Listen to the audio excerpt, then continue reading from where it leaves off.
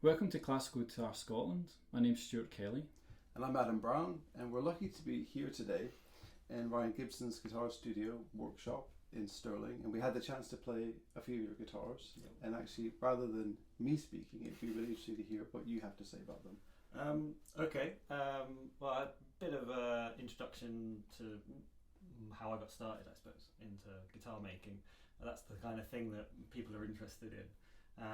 So I started out as a guitar player. I was a contemporary guitar player. So I studied at the London Guitar Institute for a few years. So I was sort of rock, jazz player. I got into steel string, solo contemporary steel string guitar. And then moved to Scotland about 20 years ago, and I was teaching and playing and trying to do the whole performer thing. And it took me a long time to realise that I wasn't that guy. I wasn't the performer. So, I was in bands and doing sessions and things, but it's very competitive, as you guys know, your players. And after a while I realised it wasn't for me, and I was looking for something else. I was looking for some other education. I was kind of a bit bored with what I was doing. So, classic story, met a guy in a pub. So I was in a little folk session in where was it? Portobello, near Edinburgh. And a friend of mine was chatting to a guy who had a guitar, and she turned around to me and said, "You've got to speak to this guy. He's made his guitar." And I was like, you don't make guitars. This is silly. What are you talking about? So I sat to the guy. He'd just done a course in Totnes down in Devon, 3 months, and he built this acoustic guitar, and it was pretty good. And so that kind of sparked something in my head that this was a thing that was possible, because I basically didn't know anything about Luthier at all at that stage.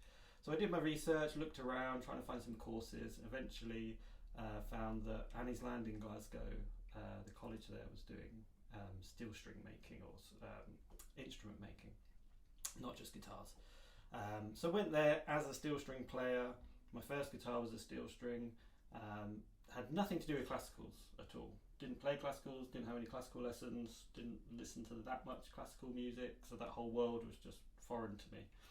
And then for my third guitar, I decided to make a classical guitar, because the construction method we were taught is the traditional Spanish method, and didn't know anything about it, and made this guitar. And for some reason it clicked. So I was making this guitar, and I'd made the steel string, and I'd made a baritone steel string, which is dovetail joined, so the body's made and then the neck's made, and then they're joined together. It's a separate thing. And when I was making the classical, where it's a top down, so you have the guitar top made, and then the neck comes in, and you join the neck to the top, and then the ribs, the sides come in, and the neck, the heel of the neck, is integral to the construction. So it's a much more of a holistic approach, the way the guitar's put together. It's kind of like a seamless construction method, as opposed to the kind of more what I think is like a factory method, where you make the body of the guitar and then you make the neck of the guitar, which Martin developed as a way of having a factory. So you can have people churning out bodies, people churning out necks, someone joins them together, and off they go. So the Spanish method is much more the traditional Luthier method. So I made this guitar, and it just clicked. I was like, oh, this is a much nicer process, and just the nature of the guitar interested me. So when you're building a handmade classical guitar, it's right on that edge. So everyone talks about, like, when you hand make a guitar, that it should be right on the edge of sort of destruction, basically. But when you're building a steel string guitar, there's a lot more tension on the guitar with those steel strings. So the whole thing has to be a little bit more strong. It has to be more rigid for it to work, to withstand this pressure. And the string tension almost halves when it goes down to classical guitars. So therefore the classical guitar has to be made that much lighter, because the strings are really not doing a lot, so they're not helping you out. So as a maker, you have to push yourself even further to really find that limit. And actually the first guitar I made, the steel string guitar I made, I spent, I think, the 9 months of the first year making it, and it was lovely. It's still my guitar today, and it was great. But it was almost, it's going to sound really bad, it was almost too easy.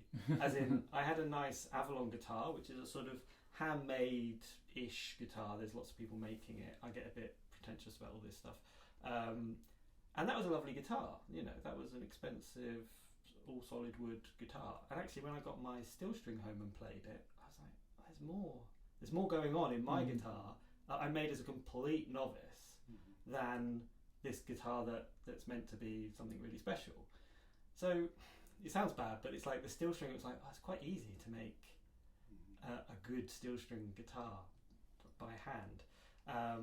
And part of the reason is the guitars, the steel string, this is, I'm going to get into trouble, but the steel strings are not particularly made very well. The factory guitars, and we could talk about the difference of factory and handmade guitars, but the factory guitars are made to be strong, and they're made to go around the world and not have any warranty problems. So it's a different thing. So in my mind, the kind of factory guitars live on sort of one side, and there's a different instrument, and then the hand-built instruments are a different thing as well. So they're two distinct categories. There's not an overlap in my mind. And with the steel strings, I think people have got used to a very kind of low quality sound. So when you hand build a steel string, it's like you don't have to be amazing, and you can produce a really nice guitar. The classical is harder. So my first classical, it was overbuilt in terms of the wood was too thick or the bracing was too much, because I've just made a baritone guitar, which is a big long strings, got like a bigger scale length, thicker strings, there's a lot of tension and there's more reinforcement. So I've just gone from making one of those to making a classical. And I think I still had that in my mind, like build it strong. And it's over the years of making classical guitars that you're really trying to like get it right down to its sort of breaking point. And do you think you're still experimenting with where that is now? Yeah, of course. Yeah. and this is what interests me as well. It's like coming from a player's point of view, contemporary player, but coming from a player's point of view, there's always like a lot of parallels that I see with making and playing. So it's like, have you finished your studies as a player? Yeah. And you speak to any player. Anyone who says they've mastered anything is talking out of some other area of their body, because it's just not possible. And that's the joy. I mean, the joy for you as players, I'm sure, is like, oh, there's this to explore. Oh, there's this to explore. Oh, look what somebody's doing. Look at this amazing technique, or look at this amazing expression, or whatever. Oh, new repertoire. Like, there's always something. And it's the same with the making. And I think as soon as you get to a point where you're just kind of churning something out, then it gets very boring. And that also informs the way that I make, because I don't want to regiment my making to become faster at making guitars, because you lose the touch and feel with the instrument, which is very important. Do you feel that each instrument that comes out is unique? Yeah. Yeah. So I mean, the properties of the wood are always going to give it that unique character. So I'm never trying to replicate a guitar from before. I'm always trying to push myself and improve the instruments, but what I'm looking for is a consistency of quality. So there's some sort of tonal qualities that I'm looking for in an instrument, but it's not to say they all need to have the same treble response and blah blah blah. It needs to have certain things in terms of balance and playability that needs to be there. But what I'm aiming for is a consistent quality. So you can play every one of my guitars and be like, that's a nice guitar, that's a nice guitar, that's a nice guitar. They're not all the same, but they should have the same quality and the same consistency in that respect. But not. And do you feel that when you are hearing the finished product, finished instrument, that there are some aspects that you didn't expect from the guitar when you were making it? Obviously in a good way, but in a way that it does take a life of its own. Yes, it's very hard to evaluate, because it's very hard to know exactly what's going on with the guitar, and I think there's a lot of myths around guitar making, and the internet's a wonderful place of myth making. So I think as a maker, you kind of got to be honest with yourself in terms of how much control you have to go in a certain direction. So it's very much, you make a guitar, you assess it, and everything's written down about the guitar. So all the weights of everything, the thicknesses of the plates, the backs, the sides, everything about it, the Helmholtz frequency, the sound hole size, everything you can think of as measuring on a guitar is measured. But it's always a retrospective. So I can't, if you said like, I want this type of guitar, I know what I can do to kind of get you there, but I can't be super specific. So because I can't guarantee that it's going to be exactly what you've got in your head. I mean, would it even be possible to replicate? So if you came through with the ideal sound, if that was ever possible, do you think you could replicate it again in another guitar, or even if you're using all the extensive notes you have, that the guitar would always have a life of its own? No, it's always going to have its lifetime because of the wood you're using, especially. Because all the guitars we tried 4, did we? Because they all sound, they've got your sound. So like, I've got one of Ryan's guitars. I've played it for a year, so I'm very used to the sound, and obviously I really like it. But I can hear it within each instrument, which is interesting because there must be like some sort of intuitive level of the way you make is consistent, but you can't quantify it, kind of thing. Yeah, and I think this is a really important point about the sort of difference between a handmade guitar and a factory guitar, and even a small factory guitar or boutique kind of brand where you've got 6 employees or whatever. And this relates to a project that was going on a while ago from the Netherlands. I think it's called the Leonardo Guitar Research Project, if I remember rightly, which is basically an initiative that they did using several guitar making schools in Europe, I believe, and they were basically trying to demonstrate, do you need to use exotic tonewoods, as they get called, to build a good instrument, or can we use native species? So it was about getting away from the kind of typical woods that everybody's used to. So everybody knows Brazilian rosewood and it's going to be the best guitar, blah blah blah. So what they did was they got some high-level students to make 2 guitars, one with native wood, so we're talking oaks and ashes and maples and things like that, and then a traditional guitar with Indian rosewoods and ebonies and Spanish cedars and all this kind of stuff. And they did blind tests, blind as in blind hearing, whatever you'd call that. And basically through their research, and I partook in a little thing they did in a guitar show in Berlin, where I kind of was there, and they have an acoustic screen so you can't see what the guitars are being played. And they did a nice trick. So they did they told you you're going to listen to 5 guitars and you write down which one, the qualities and things. They actually played 4 guitars, but nobody heard that the same guitar had been played twice. Because your brain takes over and you're expecting 5 different sounds, so you hear 5 different sounds. It's a really good lesson about what's real and what's not real and what your brain does. It's it's like wine tasting. It's there's a lot of myth around that. And for all their different studies, professional players, amateur players, concerts, they did a YouTube thing. It's basically 50-50. So there's no difference that people can discern between the tonewoods, the traditional rosewoods and all that, and like maple and ash and all this kind of thing. Because we played a really beautiful bogwood guitar. Is that the right term? Well, it's bog oak, which doesn't sound very nice. It sounds like toilet wood. So it's ancient oak, which is basically up sort of 5,000 years ago. The water level rose up, and these ancient oaks went into the ground, and they were anaerobic, I think it is, so there's no oxygen, and it was a peat bog, so they're preserved. And then eventually the ground level goes down, farmers dig them up and chuck them at the side of the fields where they rot and disappear. So a company made it their work to contact these farmers to then carefully preserve the logs and slowly dry them out over a long time, because they would just crack and be destroyed, and then preserve the wood so we can use it. And it's got this beautiful chocolate brown. So it's oak, it's really old, like pyramid old, but it can be worked just like any kind of natural oak now kind of thing, which is incredible. So I made that guitar as a sort of demonstration to myself. So that guitar you're talking about, it's got a flame maple neck. It's basically got no rosewoods on it. It's got ebony fingerboard and ebony bridge, sustainably sourced, but that's the kind of exotic wood which is part of the customer's requirement. But it's all maples. It's got spruce top. So that's part of that kind of idea of, can you build a concert guitar with different woods, and does it work? And so that was my first kind of as native as I could get guitar at this stage kind of thing. But the interesting thing about their project was when you listen to the video and they did all the numbers, they basically got, I think it was one person to play, a professional guitarist to play a piece, and you heard 8 makers and 16 guitars within that 3 or 4 minute piece.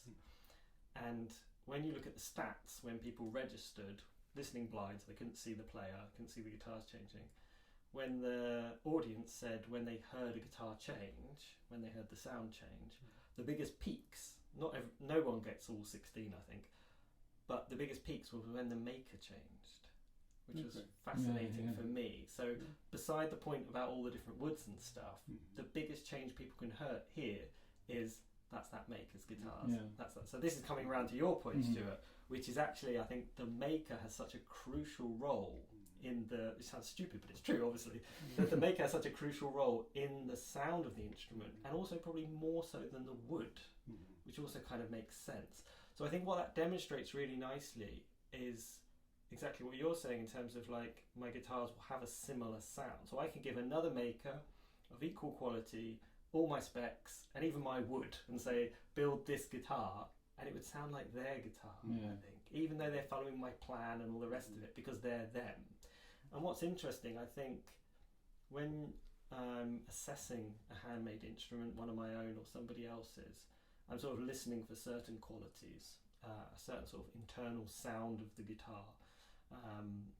I particularly like overtones and things, so I've got this kind of series of things that I'm sort of listening for.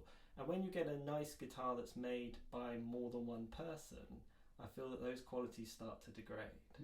And then you get to like, there's like almost like a hierarchy. So you get kind of the Luthier guitar, I would say this, you get the Luthier guitars at the top, then you get the kind of small boutique, 2, 3, 4 people, 6 people, 8 people, whatever.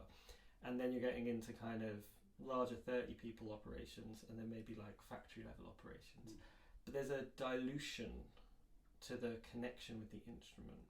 And I think when you're a solo maker, you're there for, obviously, for every single process. Everything starts out as a raw piece of wood, basically. So I'm not buying bridges or anything like that. I'm not using a CNC machine. And again, that's kind of what I was talking about earlier, that to me, as soon as I start involving more machines to do more of the work, I'm losing a connection.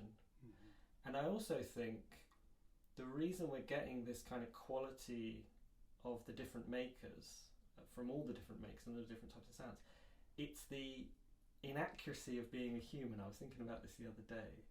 So like, every time I make a bridge, it's not going to be identical. The wings of the bridge might be slightly thicker, slightly smaller. I mean, my wings are 4mm, but sometimes they're a little bit less. Maybe they're 3.9, maybe they're 3.85mm. Because something might have happened. I may be a bit too keen with the rasp and I need to get rid of those tool marks, whatever it would be.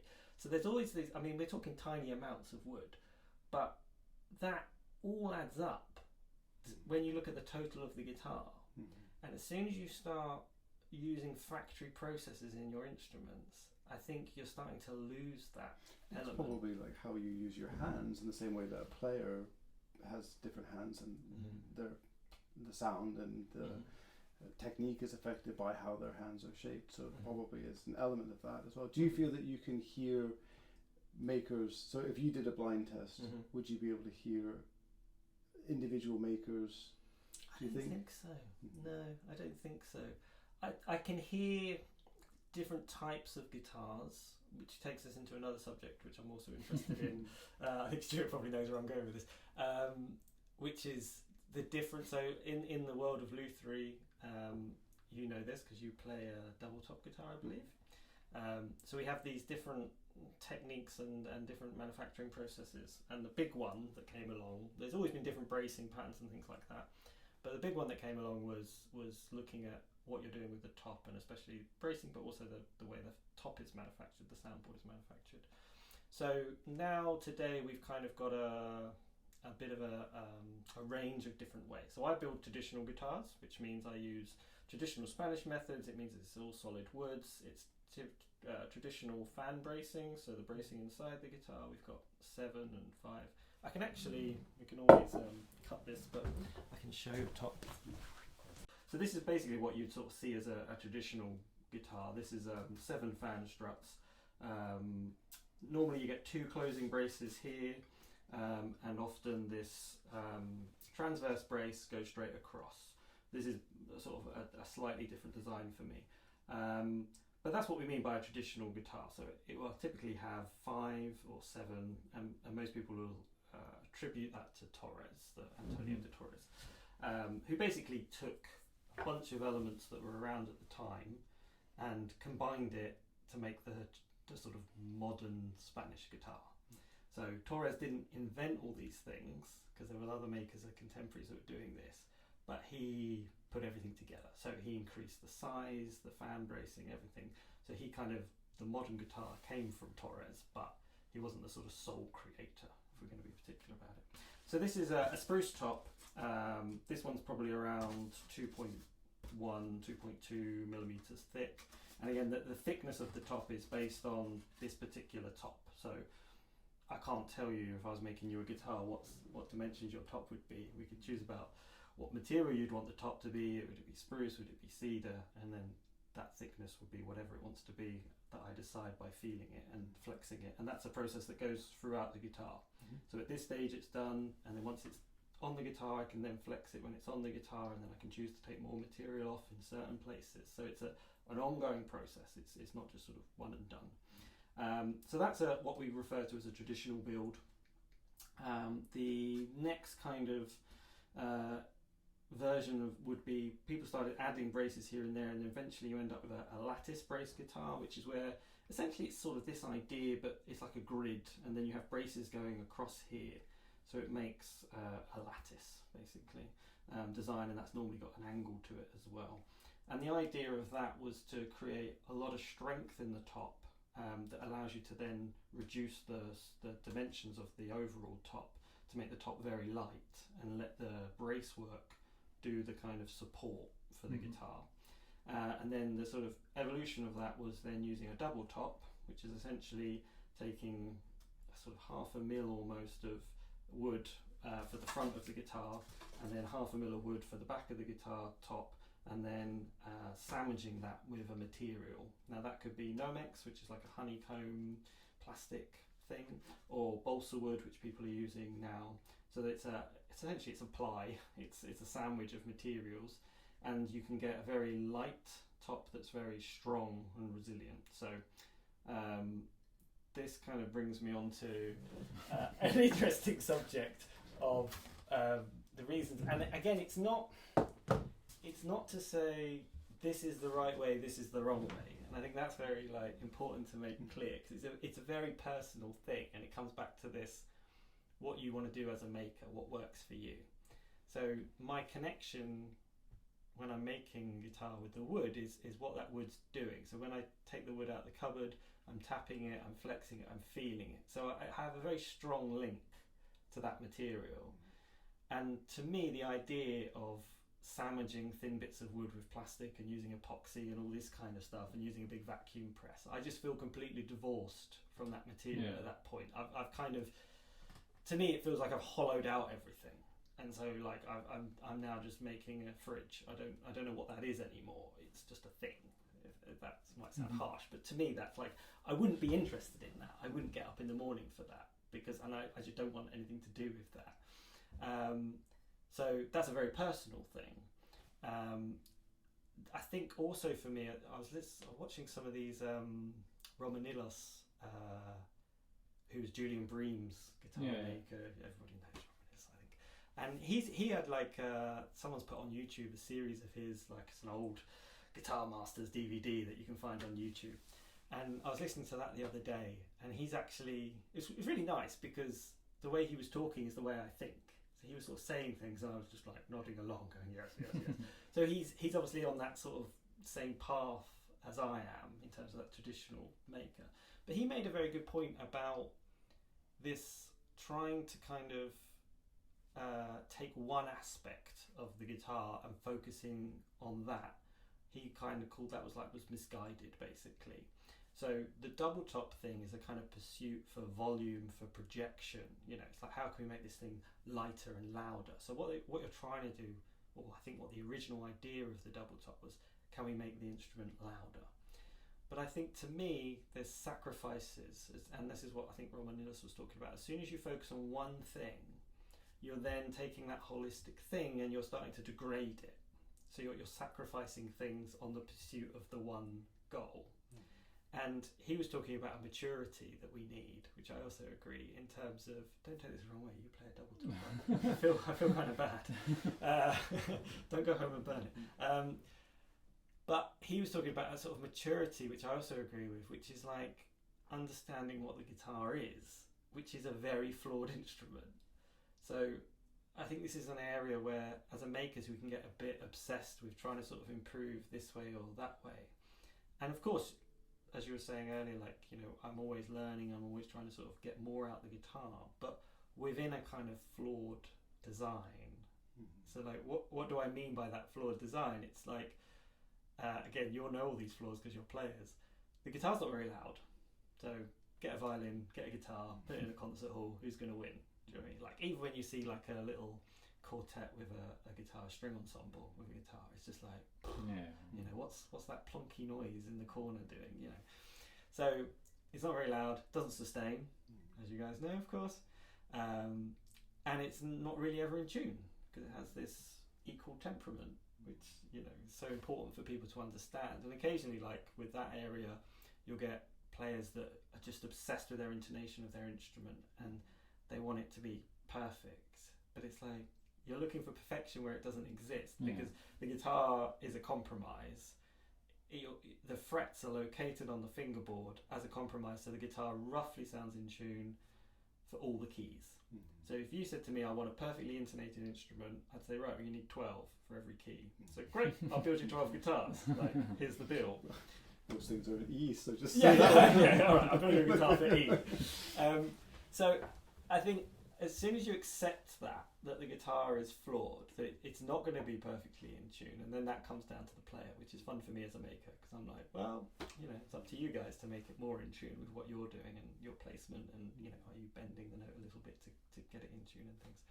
And when you make guitars, you kind of really appreciate, because obviously I made that switch from player to maker, and you appreciate what can be done. So, you know, when we're setting intonation on the guitar, we're just making the 12th fret in tune with the harmonic. So does the note at the 12th fret, is it exactly the same? But all that is a compromise again, in terms of that's as in tune as the guitar can get. Now the guitar can be flawed in terms of, if you look at Torres guitars, and a lot of those early guitars, they had no extra compensation at the bridge, which basically means, this is getting a bit technical maybe, but if you imagine like the frets of a guitar going along, and then the string, if the string had no action, had no height to it, then that's where the frets should be, and the guitar would be as in tune as possible. But we need to play the guitar, so the string has to come up. But as soon as you've gone up, you think of the hypotenuse, the old Pythagoras, that's got longer. So I now need to make the bridge slightly further away to compensate for that extra height I've added to the string. Now Torres guitars don't have that, and it's roughly 2 millimeters is what we use today. So if you played a Torres, I'm sure it probably doesn't intonate very well because there was no compensation at the bridge. So you can do things wrong. You can put the frets in the wrong place. You can put the bridge in the wrong place. You know, you could cut the saddle slot in the wrong place, and the guitar would never be in tune. So there is a perfection to it, which means it has to perfectly intonate. But we're talking about it perfectly intonating at the 12th fret. If you go past the 12th fret or below the 12th fret, things start getting a bit out of tune, depending on the key. So there's your flaw, your volume's a flaw, everything's a flaw. So why do we play guitar? Well, you guys can probably answer why you play guitar, but you know, people talk about the qualities of the guitar, and that's really what you've got. That's kind of all the guitar's got. And I always think about, like, a guitar is like playing piano one-handed, because you're using two hands to produce one sound. So it's, you know, you've already disabled yourself. You know, there's a pianist doing all this lovely stuff, and the poor guitarist is just doing everything. And having to have the complete coordination of two fingers to make most of the notes happen. Yeah, exactly. Yeah, and the sort of lottery of producing a good sound from the string is so hard. There's so many factors obviously involved with actually, whereas a piano, you know, my 3-year-old can make a sound on the piano pretty, you know, it sounds great. So it's a difficult instrument, you know, you guys know it's a hard instrument to play. So why do we play it? Why do we like it? And it's because it's got those flaws make the instrument, they give it the character. So the reason you can get entranced by the guitar is because it can be so many things. It can have so many voices, it can have so many sounds in it, and you're, you know, it's classic what people talk about, but you are hugging the instrument, you're playing it with your hands. There's not I can think of instruments apart from like hand drums where you play it personally. You know, so many things are kind of divorced. You know, woodwind instruments, keys, like everything. It's like there's not that many. I mean, the harp, which obviously is like anything sort of string, but violin, obviously you've got the bow, so you're separate from that. So the guitar has a kind of unique magic when it works. Yeah. But exactly that.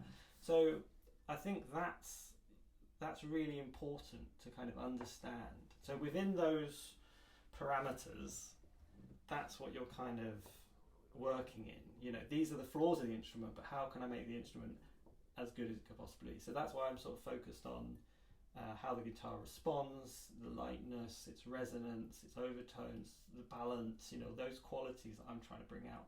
So I'm not looking to make my guitars as loud as humanly possible, because I think I'm sacrificing what the guitar actually is.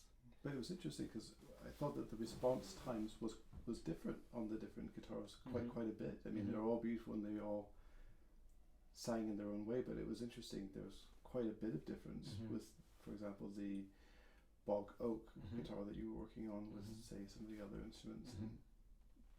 Yeah, that's interesting, because I think, like I said, that the bog oak guitar is the sort of first time I've used those woods to make a concert classical, and to me, I think a lot of that kind of difference is to do with actually the flame maple, because the maple has a higher density to it. It's a kind of a sort of thicker wood, if you want to think of it like that. And I think that's sort of doing more to kind of absorb the sound or push the sound into the guitar in a slightly different way, because you think of the guitar as a system.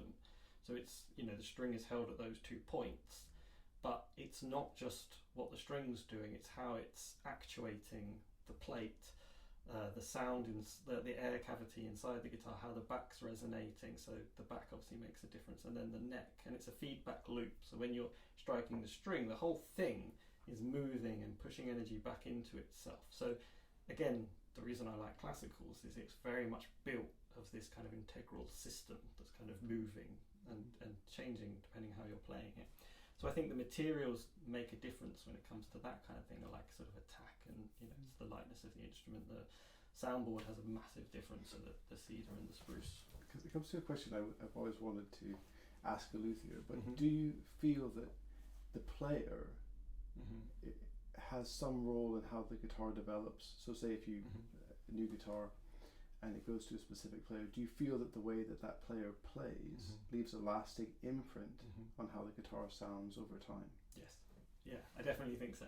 And is that imprint there even if it's then played by another guitar? No, I think it would change. It would Okay. change over time. So yeah, guitars are, and I quite like the sort of mystery of guitars. I think that's what keeps it interesting for me, because it's not like a sort of completely known quantity or quality that you're kind of getting, in terms of there's a bit of like weird mystery about the guitar. So like makers talk about like the guitar's waking up. So when I build a guitar and I put strings on it, that's the worst it's ever going to sound. So you put strings on it. So when I first string up a guitar at a very early stage, if it sounds okay, I'm happy, because I know that's its worst sound. And it gets played for a bit, and then it kind of wakes up and it discovers that it's a guitar. Now, the longer it gets played, the more it will come out. So then you add the player to the mix, which in my mind, when I think about this mix, it's like 50-50. So as a guitar maker, if we're listening to a concert or a play whatever, we're listening to 50% the guitar, 50% the player. It's probably, you know, as a rough guide kind of thing. Because as soon as someone else plays that guitar, it's going to sound different. That player is going to bring out different qualities. So there's an interlink between the player and the guitar, and some players will link with your guitar and some players won't. So I'll get back to your original question. But when you go to like guitar shows and you're showing guitars, and there's lots of different players and there are lots of different levels, you've got professional players coming in and amateur players, and everyone's playing your guitars, and the guitar just sounds completely different. I mean, you know, one person can play it and it's very trebly, you know, it's bass gone, someone else comes in, oh, it's too bass heavy, you know, and it's all, and then someone will come in and play with your guitar and connect, and then you'll be like, oh, and it's like this extra thing has just come out of your guitar, and you're like, what was that? You know, I didn't know that was in that guitar. Like, you've brought something out of that guitar. So there's this kind of player-guitar relationship, which is really important. So again, going back to the kind of double top chat, I don't want to make double tops for the reasons I've outlined, but other people really enjoy making double tops. Great. And their guitars are going to click with another type of player that goes, do you know what, this double top guitar gives me something that I don't get from any other guitar, which is great. So it's not about this kind of binary, this is the best guitar, because the best guitar doesn't exist. The best guitar for you exists, but the best guitar in total does not exist. So the player definitely has a connection with the guitar at first, but yes, you're right. There is, as the guitar gets played, the player does imprint onto that instrument. And there was a story that was told. A customer of mine, he bought a guitar of mine a few years ago, and he was in the workshop for whatever reason, and he was telling me that he sold a guitar, not one of mine, but he sold a hand-built guitar to a friend of his, and he never quite got on with it. I think it's something about the trebles, the top string, maybe the first string wasn't quite working for him. So he sold it on, his friend liked it, and he hadn't seen the guitar for quite a few years, maybe 5 years or something, I can't remember. He went around to his friend's house, played the guitar, I was like, wow, this is great, like that treble's really coming out, what's going on?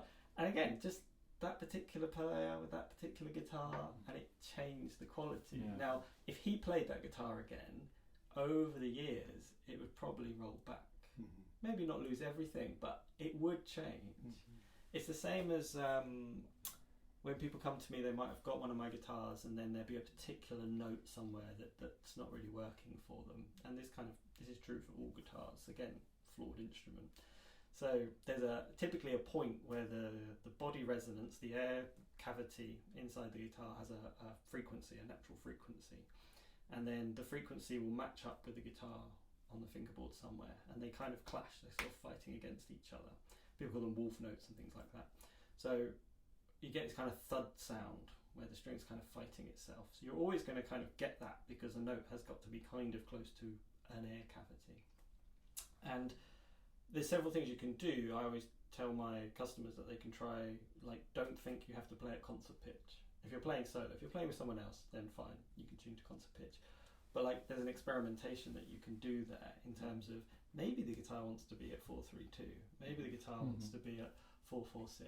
Like, this 440 was just an agreed upon thing, you know. It wasn't. It's kind of made up. Not even fully agreed upon. No, continent, and then other parts of the world, they don't really agree on the. No, it was after the wars, and it was the Second World War, or the First World War. It was part of the It was really weird how it got in there, but they wanted it, and they kind of had like half of Europe on its knees. So they said, "Oh, we're going to have 440." It's a really weird thing, but you can experiment with that, and the guitar will respond more at a certain, because it will have a natural frequency where it will be kind of happy with. But these notes, if there's a note on your fingerboard that's not quite working, if you work that note, if you find a piece that works that note, or you just literally sit in front of the TV and kind of play it a lot in different ways, you'll find it will kind of grow over time. So you can actually work the bad notes kind of out. You kind of need to exercise them. So again, the guitar, again, it's a mystery. Don't ask me how that happens.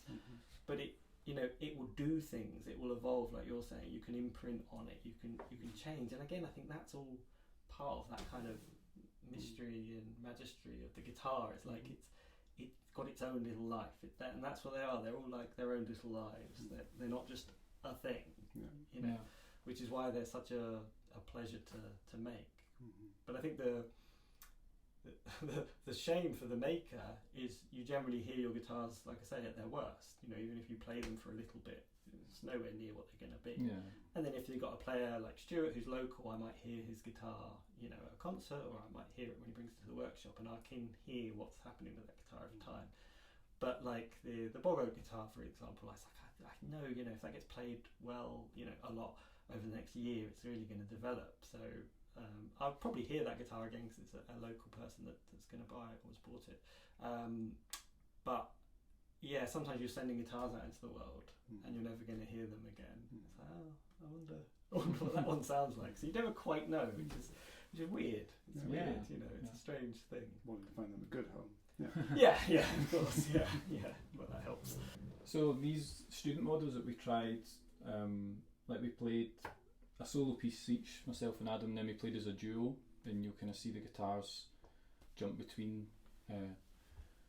different guitars as we played through the pieces, and also the concert ones. We were talking about the student ones just now. So do you want to give us a wee insight into what the student model? Yeah, so this is a new thing for me, this idea of having a student model. It's an old idea. Again, Torres did his kind of cheaper models, and then he had his concert models. And so it's following on from that, and there's several sort of UK makers I know that started doing it a long time before me.